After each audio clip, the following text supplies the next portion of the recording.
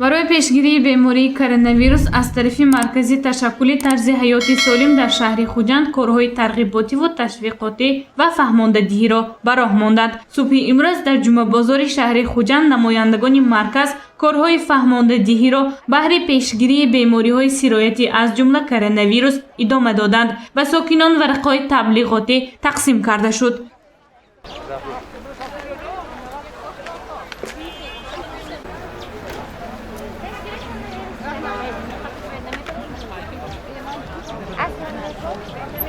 هدف اساسی گروه ترغیباتی پیوسته آگاه نمودن مردم از راه‌های پیشگیری کوروناویروس است، زیرا وضع سانیتری و اپیدمیولوژی در شهر تشویش‌آور باقی می‌ماند.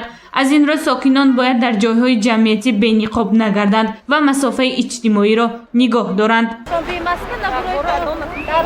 در جای‌های جمعیتی شما گروه ریسکند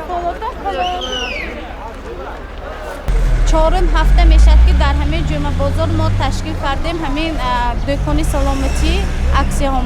مقصد تشکیل کردن همین دکان سلامتی یعنی که اکسیون ما سطح دانشی مردم را بلند نمودن. اینچنین گفته شد که هر یک شخص برای پیشگیری بیماری‌های سیرویتی به تازگی رعایت نموده در بازارها و جایهای جمعیتی بیهوده گشت و گذار نکرده خود و اطرافیان را احتیاط نمایند. این همه کسایی که آدما پند میکنن بی ماسک میگردن. البته همه ماسک گشتن نکن، بی ماسک ممکنه چون که سیرت کنه پند میکنن کسل باشند.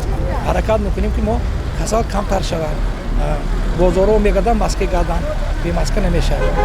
برای سلامتی طی چند ماه آخر اکسیا و تشکیل دکانی سلامتی از جانب مرکز تشکل тарзи ҳаёти солим در شهر خوجند گذرانیده می شود. مکان اساسی برگزاری چنین معرکه‌های تبلیغاتی جایهای سیر آدم به مانند بازار مرکزی پنجشنبه، مردیکار بازار، مکتب‌ها و عموما در بین اهالی است. چاره‌بینی نوبتی چون همیشگی در همکاری با شعبه زنان مقامات اجرایی حاکمیت دولتی شهر خوجند و مرکز نظارت دولتی و سانیتری و اپیدمیولوژی شهر خوجند به راه مانده شد.